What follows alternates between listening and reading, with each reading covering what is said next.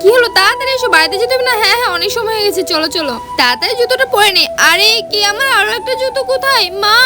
আমি আমার জুতো পাচ্ছি না। কি জুতো পাচ্ছিস না মানে? দেখ ভালো করে। আরে কি করলে তুই জুতোটা? নিশ্চয়ই বাইরে ফেলে রেখে এসেছিস।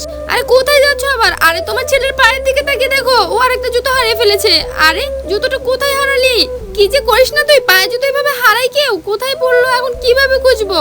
আমার এত সুন্দর জুতো হারিয়ে গেল, ভালোই লাগছে না। দেখো ওর দিকে তাকিয়ে কি ভয়টাই না পাচ্ছে। কিন্তু তার আগে তোমার কাছে কোনটা বেশি দামি, এক বস্তা টাকা নাকি মা বাবা? যদি মা বাবা হয় তাহলে ভিডিওটিতে লাইক করে চ্যানেলটিকে সাবস্ক্রাইব করে দাও, আর যদি তা না করো তাহলে ভেবে নেবে তুমি মা বাবাকে একদম ভালোই বাসো না। মনে তো হচ্ছে বাবা মা আমাকে খুব করে বকবে। আসলে তখন মন খারাপ করে যখন আমি গাড়িতে উঠে শুয়ে পড়েছিলাম, তখন হঠাৎ করেই তো আমি আমার জুতোটা দেখতে পেয়েছিলাম।